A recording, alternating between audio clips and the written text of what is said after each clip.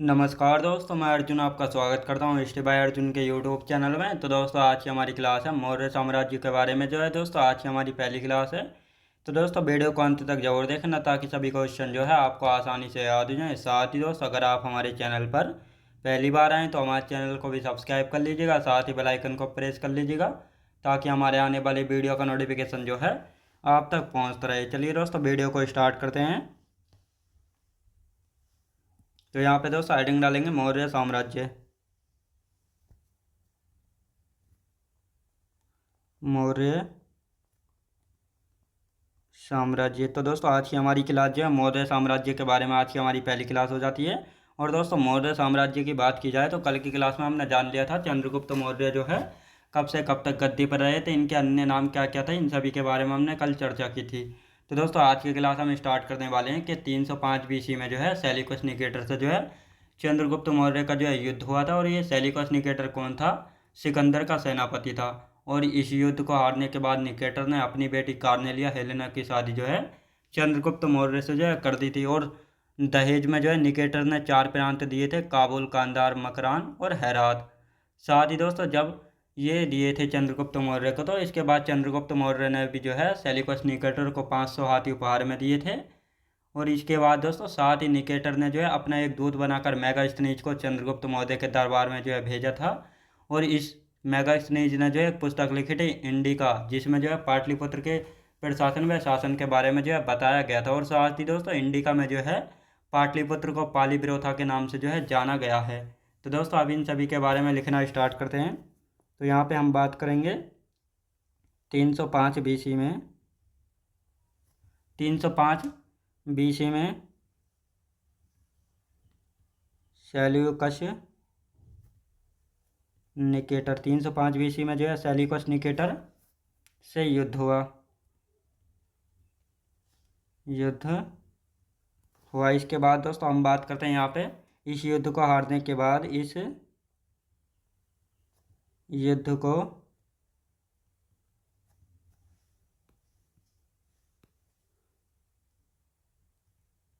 हारने के बाद निकेटर ने अपनी बेटी कार्नेलिया या हेलेना की शादी चंद्रगुप्त मौर्य से कर दी थी। चंद्रगुप्त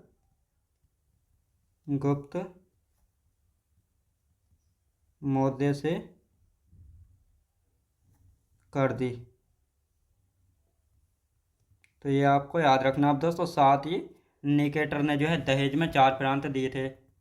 निकेटर ने दहेज में 4 प्रांत दिए। कौन कौन से 4 प्रांत थे? तो काबुल, कांधार, मकरान, हेरात। मकरान और हेरात, तो ये 4 प्रांत जो है दिए। किसने दिए थे? ये निकेटर ने दिए थे चंद्रगुप्त मौर्य को। अब दोस्तों, यहाँ पे बात आती है साथ ही जो है अब चंद्रगुप्त मौर्य ने भी जो है चंद्रगुप्त मौर्य ने सेल्यूकस निकेटर को 500 हाथी उपहार में दिए। 500 हाथी उपहार में दिए थे। कितने हाथी? 500 हाथी जो उपहार में दिए होते थे। और साथ ही दोस्तों, अब यहाँ पे हम बात करते हैं कि निकेटर ने अपना एक राजदूत, बनाकर अपना एक दूत मेगास्थनीज को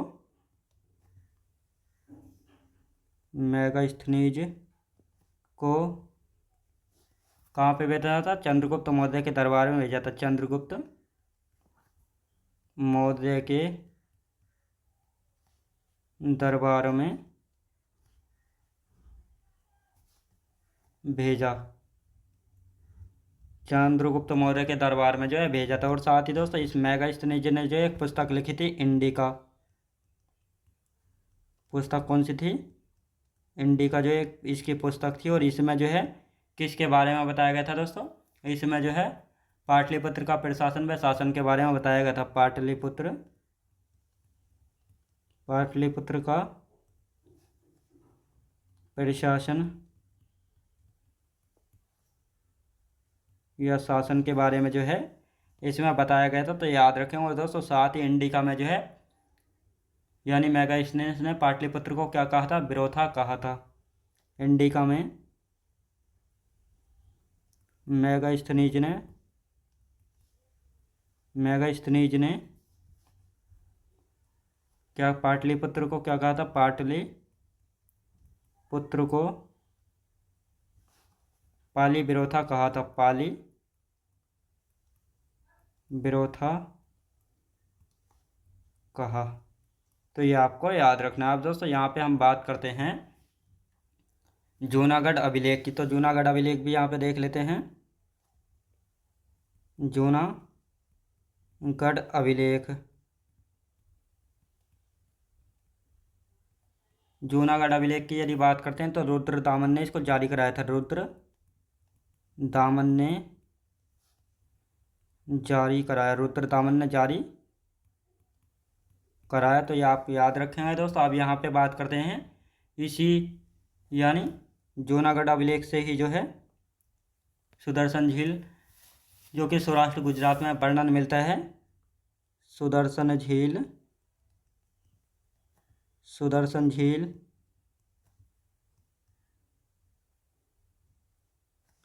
सौराष्ट्र में। सुदर्शन झील कहाँ पे दोस्तों?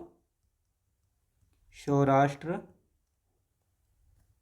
गुजरात में है। इसका वर्णन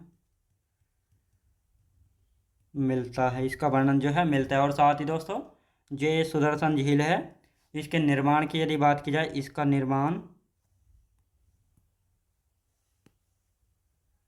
इसका निर्माण चंद्रगुप्त मौर्य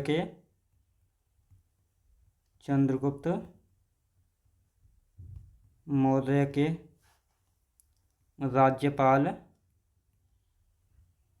राज्यपाल पुष्यगुप्त ने करवाया था।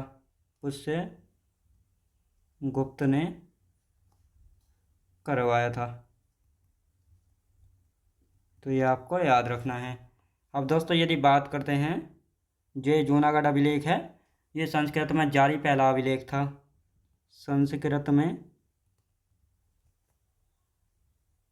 संस्कृत में जारी पहला अभिलेख है। पहला अभिलेख है। तो ये आपको याद रखना। अब दोस्तों यहाँ पे बात आते हैं चंद्रगुप्त मौर्य के बारे में। चंद्रगुप्त मौर्य की यदि बात करते हैं, चंद्रगुप्त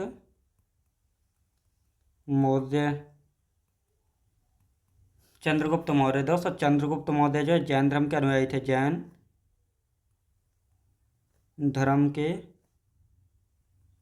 अनुयायी थे। चंद्रगुप्त मौर्य जो है जैन धर्म के अनुयायी थे। और साथ ही दोस्तों इन्होंने जैन धर्म की दीक्षा किससे ली थी? भद्रबाहु ने। इन्होंने जैन धर्म की दीक्षा किससे ली थी दोस्तों? भद्रबाहु से। तो आपको याद रखना है। अब दोस्तों यहाँ पे हम बात करते हैं इसके बाद ये सारा साम्राज्य बिंदुसार के हाथों में सौंप कर जो है श्रवण बेलगोला कर्नाटक चले गए थे। इसके बाद ये सारा साम्राज्य छोड़कर ये सारा साम्राज्य बिंदुसार के हाथों में छोड़कर बिंदुसार के हाथों में छोड़कर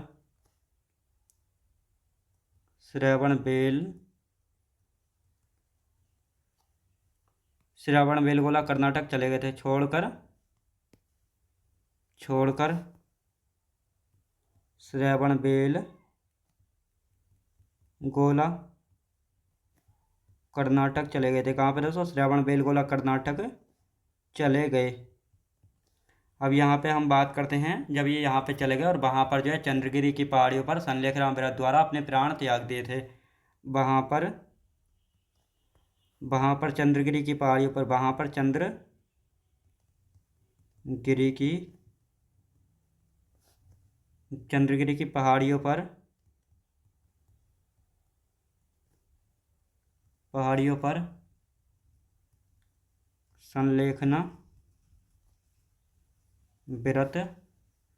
बिरद द्वारा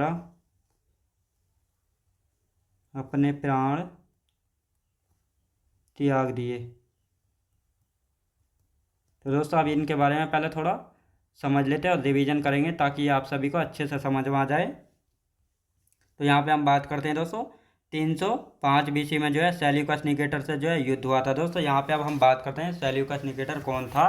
तो ये जो है जब अशोक आया था 326 BC में धनानंद के समय, इसने भारत पर आक्रमण किया था, तो उसके समय ये भी आया था सिकंदर के समय, और ये जो सिकंदर का सेनापति था। अब ये बाद में जो है जब सिकंदर की मौत हो जाती है, कब हुई थी? 323 BC में सिकंदर की मौत हुई थी।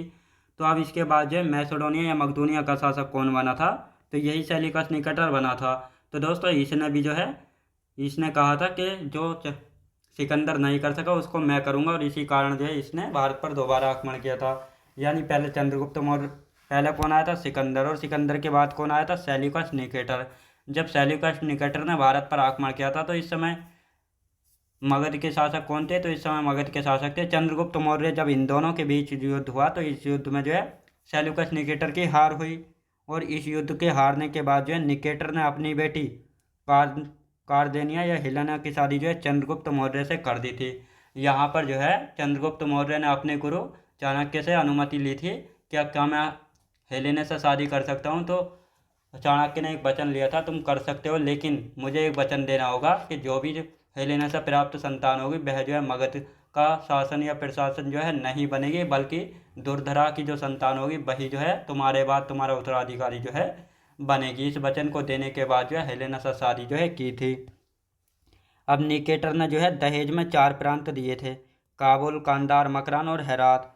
चंद्रगुप्त मौर्य ने सेल्यूकस निकेटर को 500 हाथी उपहार में दिए थे। यानी जब चंद्रगुप्त मौर्य को निकेटर ने 4 प्रांत दहेज में दिए तो चंद्रगुप्त मौर्य ने कहा कि बहुत दयालु बन रहा है तो इसलिए हम भी कुछ देते हैं। तो इसी प्रकार चंद्रगुप्त मौर्य ने 500 हाथी जो है उपहार में दिए थे।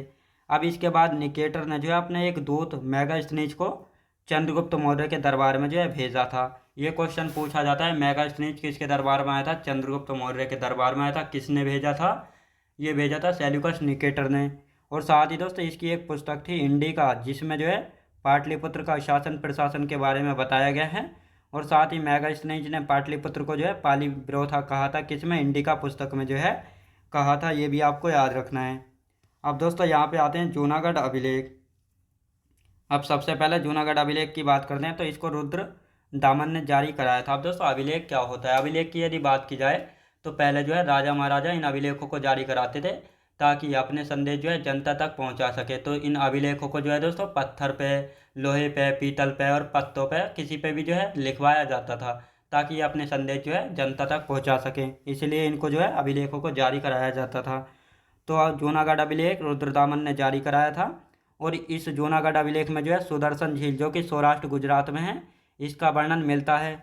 इस सुदर्शन झील का निर्माण किसने करवाया था? तो चंद्रगुप्त मौर्य के राज्यपाल थे पुष्यगुप्त, इन्होंने जो है करवाया था सुदर्शन झील का निर्माण। अब यहाँ पे हम बात करते हैं, जो ये जूनागढ़ अभिलेख था ये संस्कृत भाषा में पहला अभिलेख था। कैसी भाषा में था? संस्कृत भाषा में था। अब चंद्रगुप्त मौर्य जैन धर्म के अनुयायी थे, तो ये आपको याद रखना है, जैन धर्म के अनुयायी थे चंद्रगुप्त मौर्य। और इन्होंने जैन धर्म की दीक्षा या शिक्षा ली थी, किससे ली थी? ये आपको याद रखना है, भद्रबाहु से। और ये वही भद्रबाहु हैं जो कि दिगंबर शाखा के कौन थे? अध्यक्ष थे, जब जैन धर्म जो है 2 शाखाओं में बट गया था। तो ये आपको याद रखना है। और साथ ही इनकी एक पुस्तक थी भद्रबाहु की कल्पसूत्र, जहाँ से जो है 24 तीर्थंकरों के बारे में जानकारी मिलती है, ये भी आपको याद रखना है। इसके बाद ये सारा साम्राज्य बिंदुसार के हाथों में छोड़कर जो है श्रवण बेलगोला कर्नाटक चलेगा। और वहाँ पर जो है चंद्रगिरी की पहाड़ियों पर संलेखना व्रत द्वारा जो है अपने प्राण त्याग दिए। संलेखना व्रत क्या होता है दोस्तों? इस प्रथा में या इस विधि में जो है भूखे प्यासे रहकर जो है अपने प्राण त्याग देते हैं। तो इस विधि के द्वारा जो है चंद्रगुप्त मौर्य ने जो है अपने प्राण त्याग दिए थे। अब आते हैं दोस्तों चंद्रगुप्त मौर्य के मृत्यु के समय जो है उनके साम्राज्य का विस्तार देख लेते हैं कि इनके साम्राज्य का विस्तार पूर्व, पश्चिम, दक्षिण, उत्तर में कहाँ तक था और कौन सी नदियों के बीच था। तो अब यहाँ पे हम बात कर लेते हैं। यहाँ पे हम बात करेंगे दोस्तों चंद्रगुप्त मौर्य की मृत्यु के समय उनके विस्तार का, साम्राज्य का विस्तार। चंद्रगुप्त मौर्य की मृत्यु के समय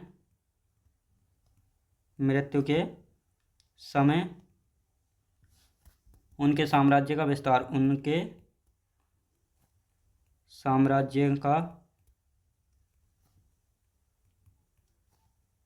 साम्राज्य का विस्तार। नदी भाई पूछा जाए तो ब्यास नदी से सिंधु नदी तक था। ब्यास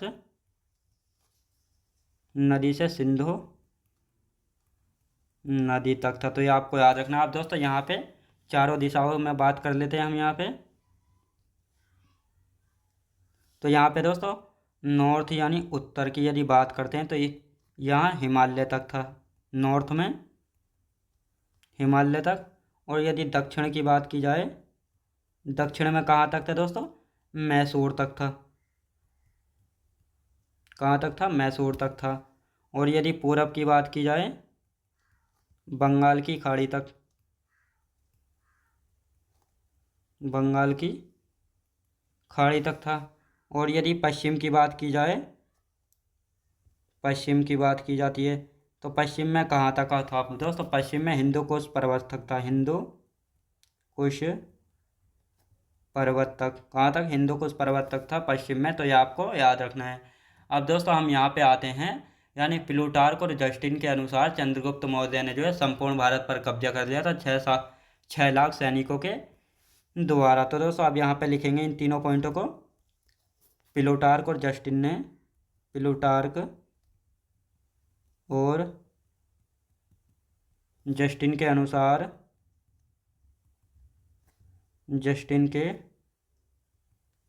प्लूटार्क और जस्टिन के अनुसार की यदि बात की जाए तो चंद्रगुप्त मौर्य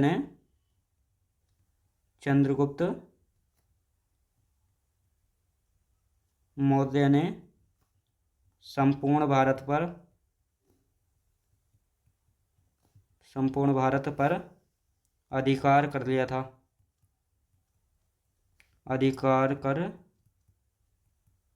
ये आपको याद रखना। अधिकार जो है कर लिया था।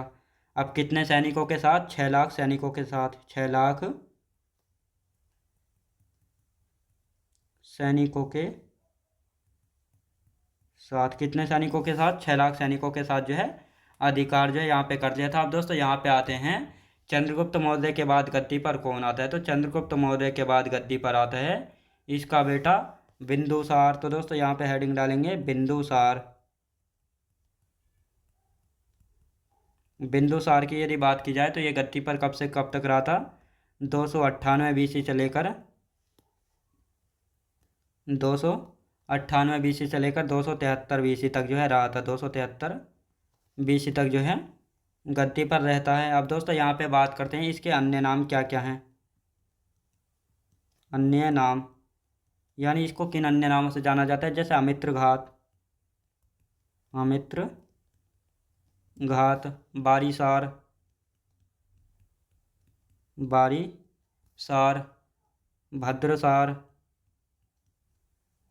भद्रसार, सिंहसेन, अमित्र कोटिज। तो ये इसके अन्य नाम है। अब दोस्तों यहाँ पे बात करते हैं, ये अमित्र घात नाम जो है कहाँ पे है? महाभाष्य में। और ये महाभाष्य किसने लिखी है? पतंजलि ने।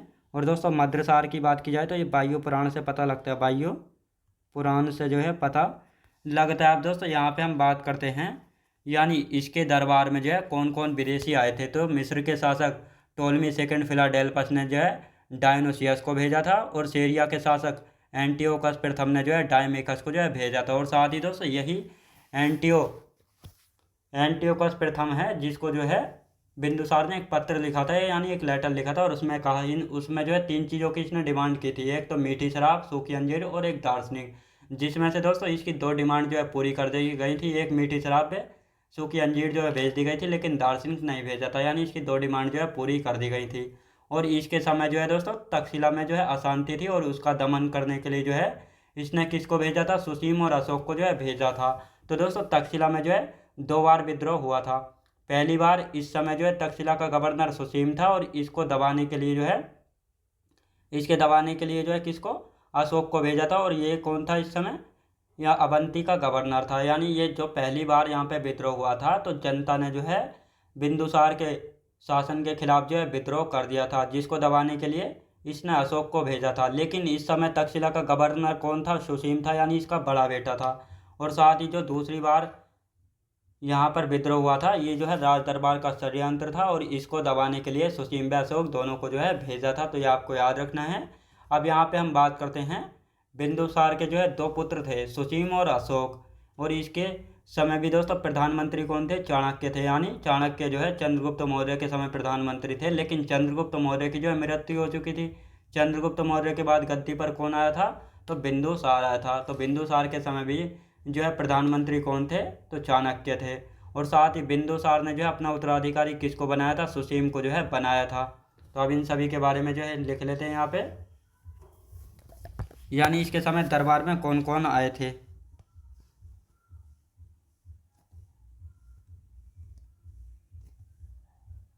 दरबार में इसके कौन कौन आए थे, तो यहाँ पे एक एक करके लिखना स्टार्ट करते हैं। मिस्र के शासक,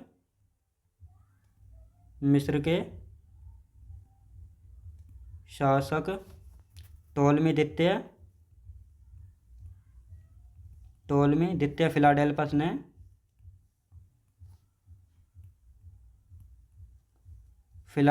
ने डायोनोसियस को भेजा था, डायोनोसियस को भेजा था, किसको, डायोनोसियस को जो है भेजा था। दूसरे की बात करते हैं, तो सीरिया के शासक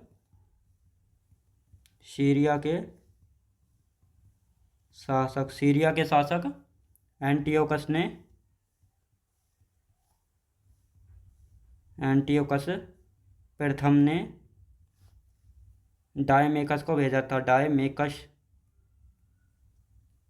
को भेजा था। याद रखें दोस्तों, डायमेकस को जो है भेजा था। अब दोस्तों इसके समय जो है तक्षशिला में अशांति थी, इसके समय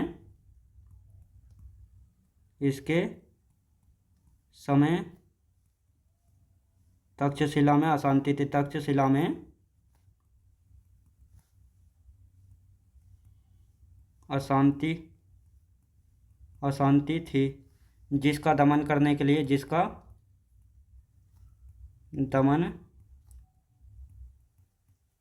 लिए सुसीम और अशोक को भेजा गया था। किसको दोस्तों, अशोक को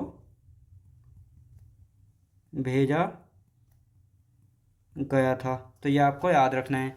अब दोस्तों यहाँ पे हम बात करते हैं, तो तक्षशिला में जो है कितनी बार विद्रोह हुआ था, तो तक्षशिला में 2 बार विद्रोह हुआ था। तो लिखेंगे, इसको भी लिख लेते हैं, तक्षशिला में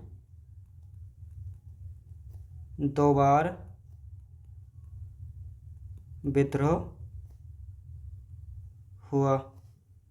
पहली बार जो है दोस्तों, पहली बार विद्रोह किसने किया था, पहली बार जो है यहाँ की जनता ने जो है विद्रोह कर दिया था बिंदुसार के शासन के खिलाफ। तो इस समय तक्षशिला का गवर्नर कौन था, इस समय तक्षशिला का गवर्नर सुसीम था। कौन था दोस्तों, सुसीम था। तो ये आपको याद रखना है। और यहाँ पे बात करते हैं, इसको दबाने के लिए अशोक को भेजा गया। अशोक को भेजा गया। किसको दोस्तों? अशोक को जो है भेजा गया। और इस समय अशोक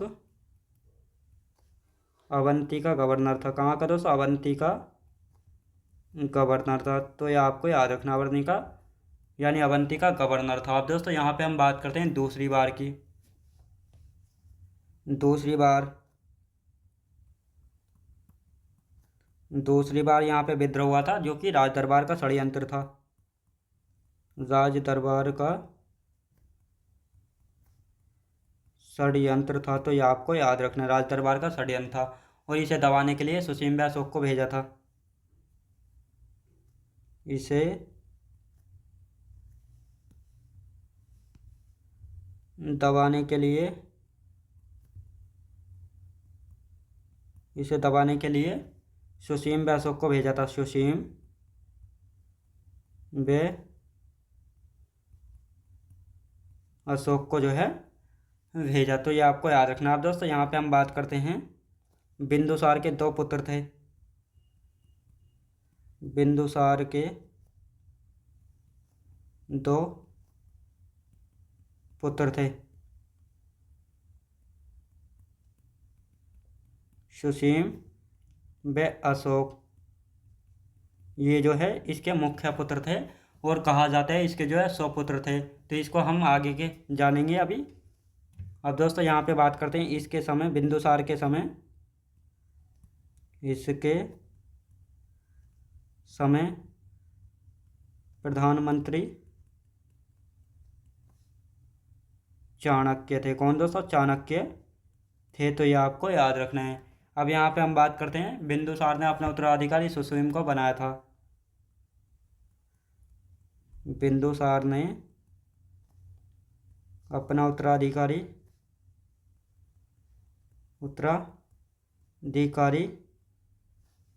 सुसीम को बनाया था। किसको दोस्तों? सुसीम को